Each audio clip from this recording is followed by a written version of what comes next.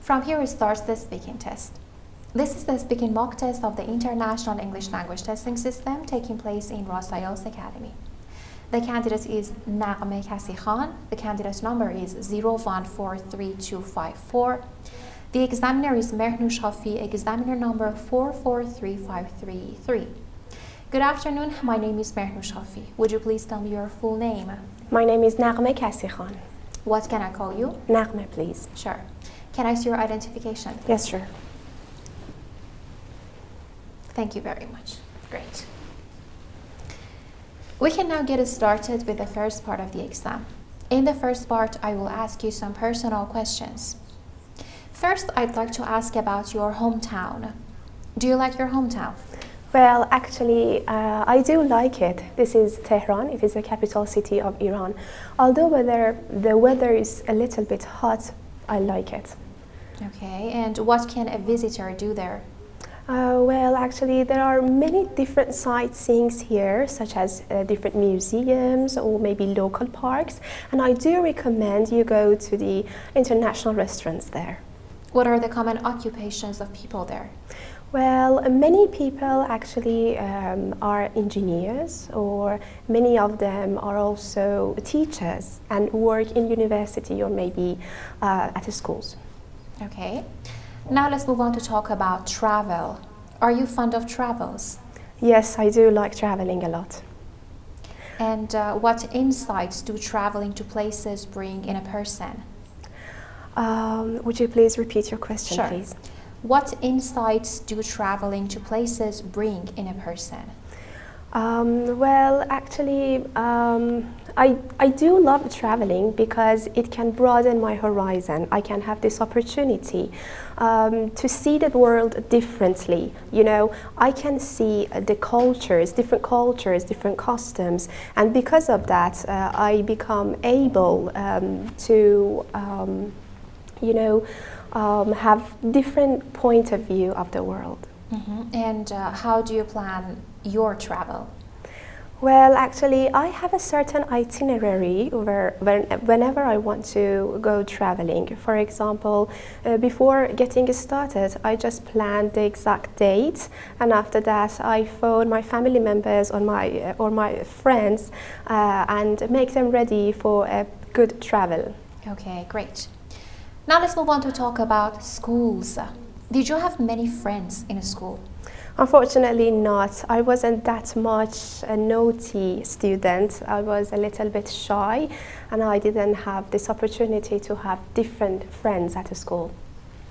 Can you mention a cherished school memory? A school memory which really I like that. Well, actually, I remember one time I just expected myself that I will just ruin my math exam. Then after that, unexpectedly, I could pass the exam with flying colors. That was my indelible moment at the school. Great. And what kind of things do schools offer in your country for a student? Different schools in my country actually offer many different academic facilities, and they do offer some laboratories, and they provide a lot of facilities in the laboratories or maybe some swimming pools. Furthermore, I think students are able to study through projector and many different electronic things. Okay, thank you very much. Now we can move on to the second part of the exam. So in the second part, I'm going to give you a card with a topic, and you should talk about this topic for 2 minutes. Before you do that, you have 1 minute to think about what you're going to say, and you can make some notes to help you if you wish. Do you understand? Yes, thank you. Good. So now I'm giving you the cue card, a piece of paper for you to make notes, and a pen. Here you go. Thank you. You're welcome. So in the second part, you should describe a useful piece of equipment, not a computer, that you use at home. Now you have 1 minute to think about this topic, and I will let you know once your 1 minute is over.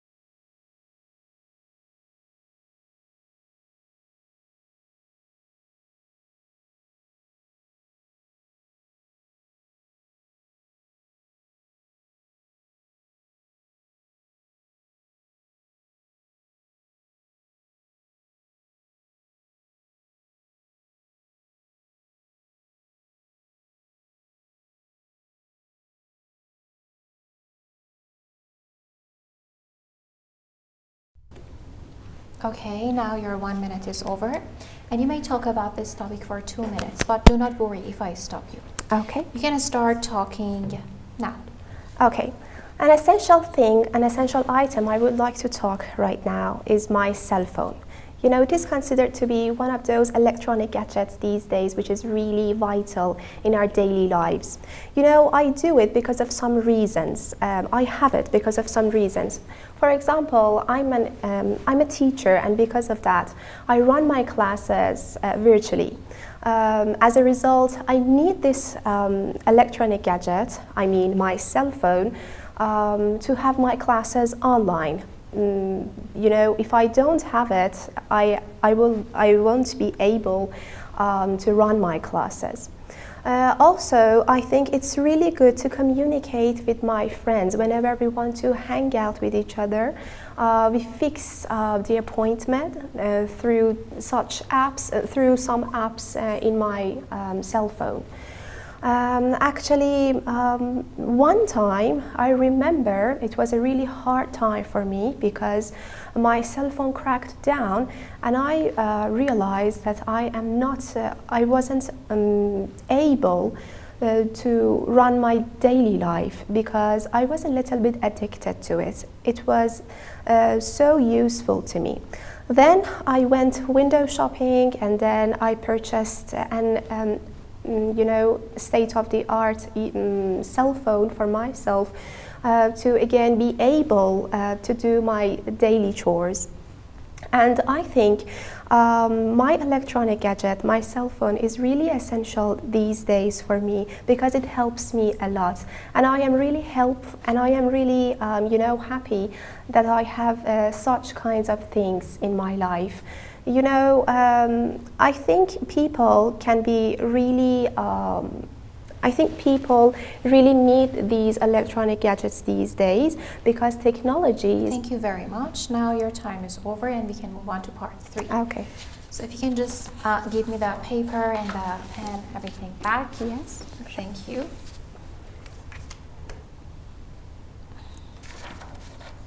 Great. Okay, Nagme, in the second part we've been talking about a useful piece of equipment that you use at home. And now in part 3 I want to ask you some questions related to this topic.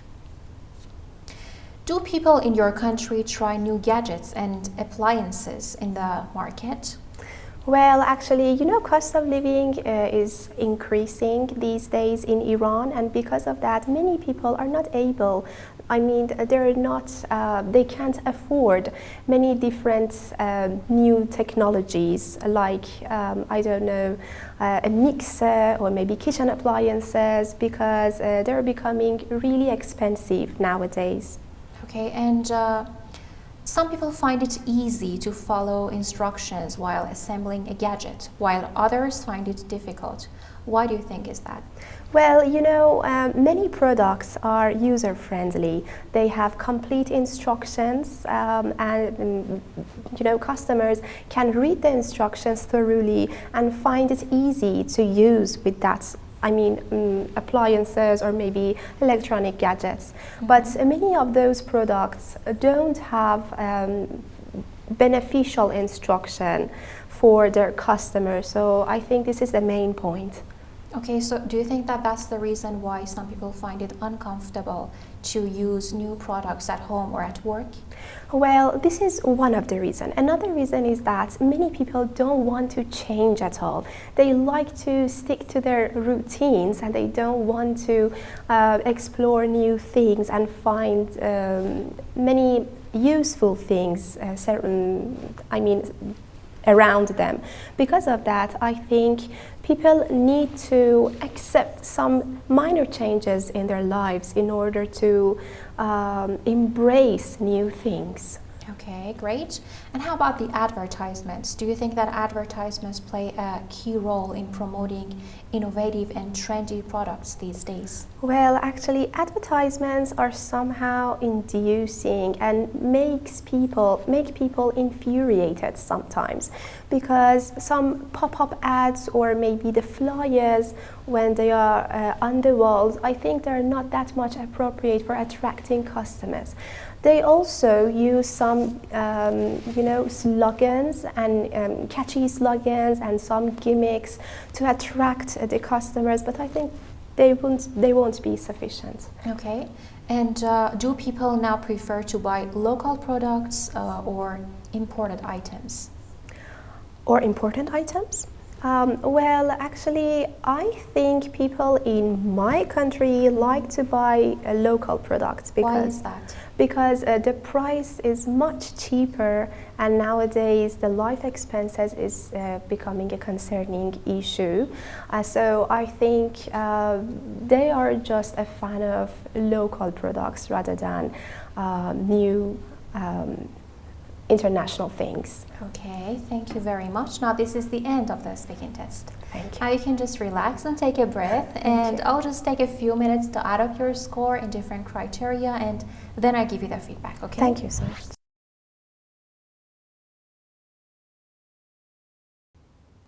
So now let's see what you did. And I would like to start with the first criteria, which is your fluency and coherence.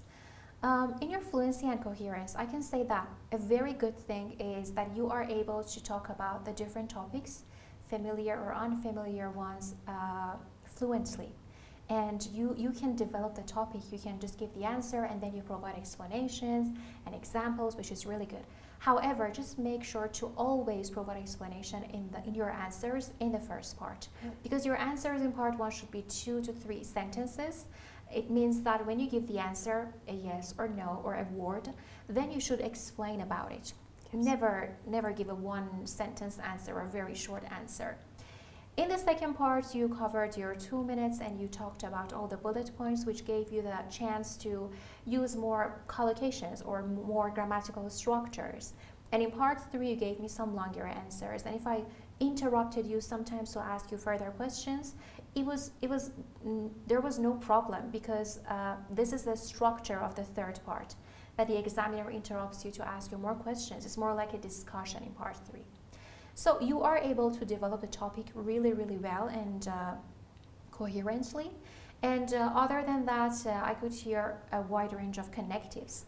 Like, for example, other than and, so, but, because, the simple ones.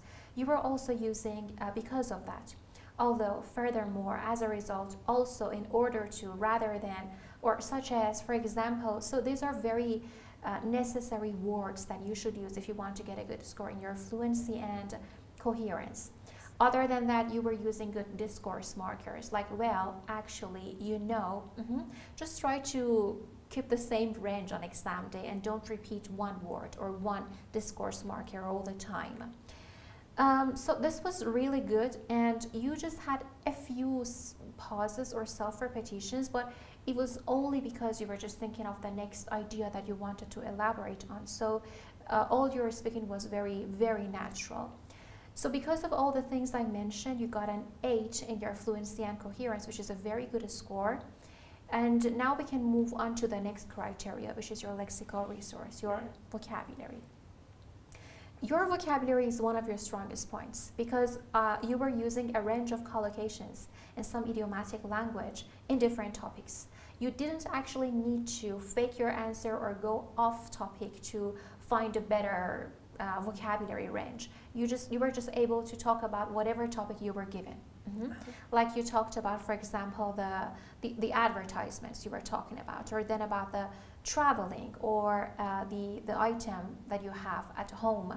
So this was really good. And to mention some, for example, the word to have an opportunity to run a class, to fix an appointment, to broaden the horizon, or my phone cracked down, to go window shopping, your daily chores, user-friendly, or even very good paraphrasing, because paraphrasing is also very important if you want to get a good score.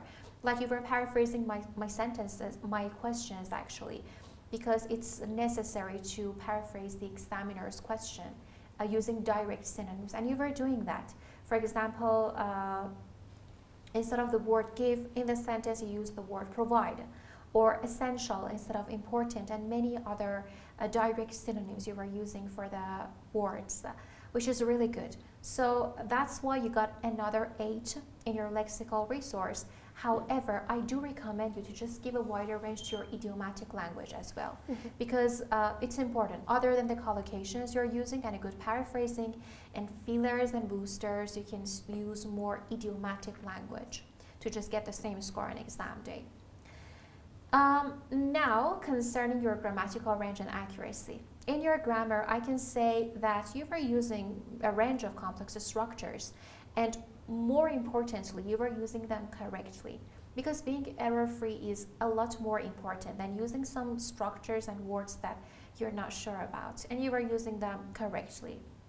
For example, I could hear subordinate clauses, relative clauses, conditional sentences, or compound sentences. You just made a few minor mistakes, like I would like to talk about, I would like to talk, you should have said I would like to talk about, or that appliances, those appliances. One of the reasons, which is not that important, but you just need to be careful with singular, plural, these little tiny mistakes. And if you can use these complex structures just like that, or even more flexibly, then it is very good for your score, because you should know that you have to consciously use complex structures. It is what you're expected to do according to this criteria. Yes. And finally, your pronunciation, because you also got another 8 in your grammar, and now we can move on to your pronunciation. In your pronunciation, the good thing is that your pace is fine. You're not speaking very fast or very slowly, and it's very clear to understand whatever you're talking about. And you were using a range of pronunciation features, like for example, your sentence stress, your word stress, or you didn't have mispronunciations, just except for the word academic, you didn't pronounce it well regarding the word stress. But generally, your pronunciation is very clear, and your own accent has no negative impact on your English accent, which is really good. And now to talk about your overall band score, as you got another 8 in your pronunciation. So to wrap up, you got an 8 in your fluency and coherence. It is really good. Just try to keep using the same connectives, and regarding your lexical resource, you got another 8. You deserved it because you were using a range of collocations. Just use more idiomatic language if you can. In your grammar, you got another 8. Stick to complex structures because you're not making mistakes and you have the potential to use them more flexibly. And finally, in your pronunciation, another 8. That would bring you an overall band score 8 in your today's speaking mock test, which is a very good score. Congratulations. Thank you so much. I'm so happy that I had this opportunity to meet you and your team. That was my honor. It's my pleasure. Then I wish you best of luck. Thank you so much. You're welcome. Have a nice time. Do you want to know what band score you'll get in the IELTS speaking test? Perhaps you want to improve your performance and prepare yourself for the real test? Then why not book an online mock test with us that will last for 25 minutes. 12 minutes of the test itself and 13 minutes of comprehensive feedback, plus we'll give you useful tips on how to make your performance better. Remember, all our examiners are especially trained by British Council instructors, so we know how to help you. Join us.